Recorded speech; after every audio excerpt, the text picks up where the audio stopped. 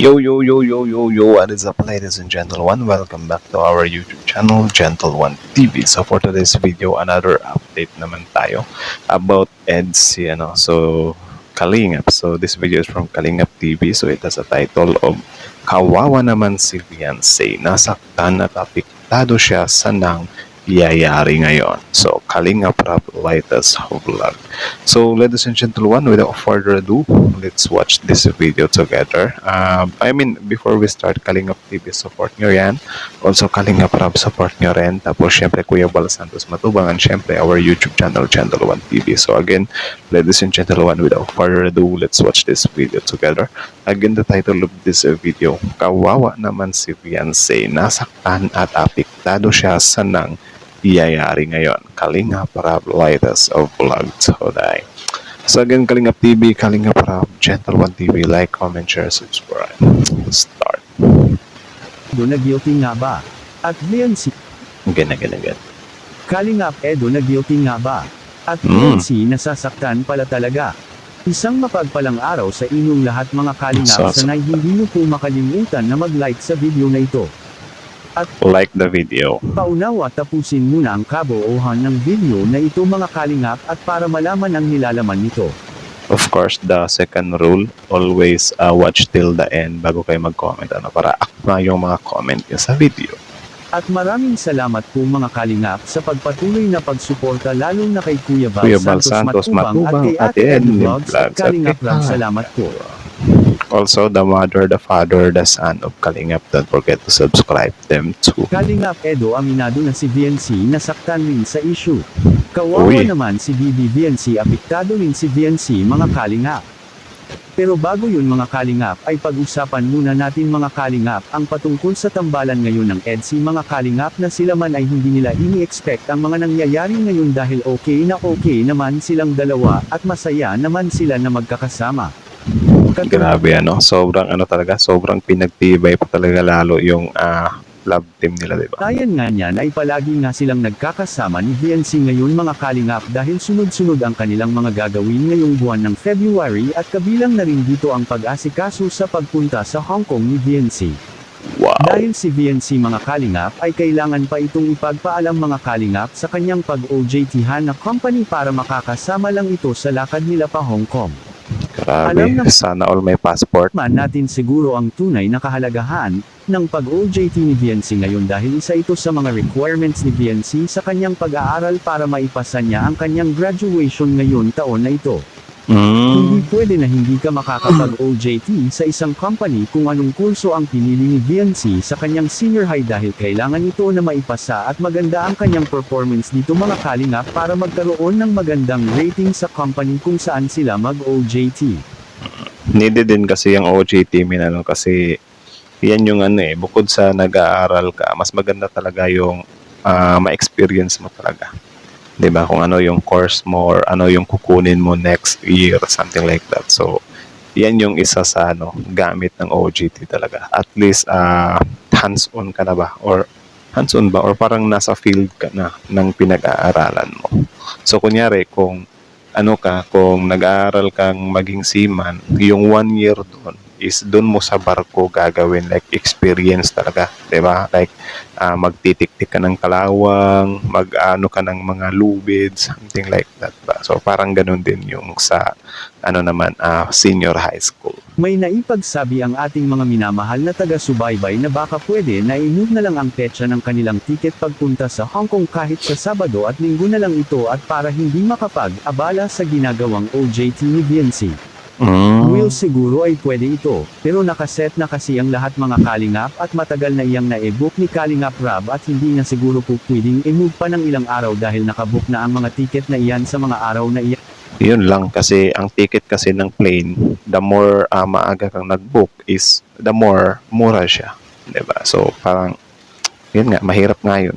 Na kung saan ito'y gagamitin talaga nila sa araw na iyon ang kanilang ticket sa eroplano na sasakyan dahil iyon ang itinakda. At sa kabilang dako naman mga Kalingap Edo aminadong nasaktan rin si Beyonce sa mga nangyayari. Yan ang ating makikita sa video. So ito na yun, ano kaya nakapaloob? Ha? Ulit. nangyayari. Ulit. Yan ang ating makikita sa video. Naririnig niyo na po. Ano po, pasensya na po. Kung hindi nyo nagustuhan, kung hindi nyo po nagustuhan siya sabi ko. Sabay silang salita, hindi ko maintindihan. Tayo nga, Excuse me, tapos lag pa. sana pa, palawakin ang natin ang isip, no? Magawa tayo ng gano'n, wala naman pong patunay na may ginawa kong masama. O siguro sabihin sila saktan. Uy. Nakilala rin yun eh. Pero marami tayong kaibigan outside of Kalingap. Ang ganda talaga ni Beyonce. Hindi lang po si Dance, hindi lang po kami dito. Kaya siya rin, marami ko siyang marada kasi para kaibigan ko yun. Normal lang po yun. Normal lang magkaroon ng kaibigan. Alangan mo po, hindi naman po lahat ng ating dalawin. Nasa kalingap lang po tayo, di ba? Hmm. Mga bagay na po tayo. Tayo sa ibang lugar, Mahina yung volume. na hindi kalingap. Okay lang po. Hindi nyo po ako mag-gets. Pasensya na po. Ganun talaga. Normal lang. Normal Si Beyonce ba yung naghahawak ng cam? lang magkaroon ng mga magkakawan. Hindi magkakawan. So kaya, mas masaya laging pag may gulo. Charot. Charot. Ito, umiiyak na ito kanina. Napasin ko. Grabe, binulgat ni Kalingap Edo, no? Nasasaktan pala si Beyonce, par. Gulat siya eh. Sabi ni Beyonce, ba't mo sinabi? Dito sa social media, tayo dito, mag-act tough tayo kasi dito kasi sa social media, men, the more na apektado ka, the more na natutuwa yung mga bashers mo. Diba? Yan yung nila eh. Yan yung pinaka end goal nila eh. Diba? Na parang kapag makita lang kita masaktan ka, panalo na ako dun. Parang yun yung pinaniniwalaan nila ba. So, the more na ipakita mo sa kanila na apektado ka, the more na hindi ka talaga nila pipigilan or titigilan. Saan? Wala naman. Mapasal mo ito. Ha? Hindi alam. Hindi ko na dinadinig. Hindi ako maulit. Ayaw mo na. Ano po yun, nagpaliwanag na po si Kalingap. Saka wala akong kailangan masyado ko lang ito ako. Hindi ako magsasalita eh. Sayang yung boses ko. Sayang daw yung boses pa. Hindi niya nagpaliwanag ka pa na ano.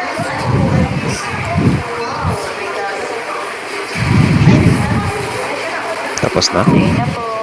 Mag-shoot ako ngayon. Shoot ako ng tama. Tapos parang lag siya. Ikaw.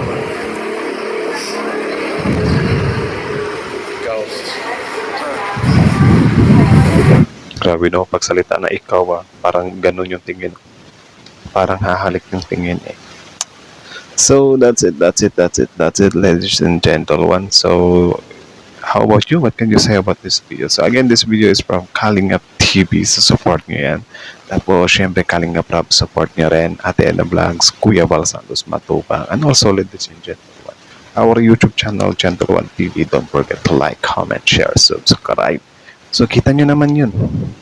Ladies and gentlemen, malinaw pa sa klaro yun na si Beyonce daw is nasasaktan na. So, nung sinabi naman ni Kalingap Edo na naiyak siya kanina, parang nagulat din si Beyonce dun kasi, ba't mo sinabi, diba? So, I think gustong magpaka-tatag ni Beyonce. Pero, syempre, yung lalaki kasi, kapag nakikita niya na nasasaktan, nahihirapan yung prinsesa niya. Of course, magsasalita talaga yan. Gusto niya talaga i-clear out lahat ng para syempre matigil din kasi yan din yung some kind rule ng guy, 'di ba? Protector ng minamahal nila, tagapagtanggol ng minamahal nila sa buhay nila. So kudos din talaga kay Kalingap Edo.